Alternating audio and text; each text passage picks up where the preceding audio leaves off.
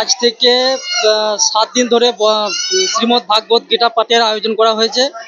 আমাদের গ্রামের সাথে সাথে আমাদের যে পার্শ্ববর্তী গ্রামগুলো আছে সেই গ্রামের সমস্ত গ্রামের সহযোগিতায় বিশ্ববাসীর শান্তির কামনার্থে, পাশাপাশি আমাদের গ্রামের সাথে সাথে বিশ্ববাসীর শান্তির কামনার্থে এবং সনাতন ধর্মকে সুপ্রতিষ্ঠিত করার জন্য আমাদের এই শ্রীমদ্ ভাগবত গীতার পাঠের আয়োজন করা হয়েছে।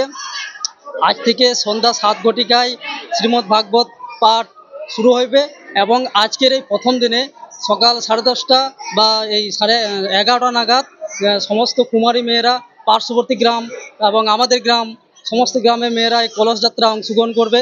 এই কলস যাত্রার মাধ্যমে আমাদের শ্রীমদ্ ভাগবত পাঠের মানে শুভ সূচনা হচ্ছে।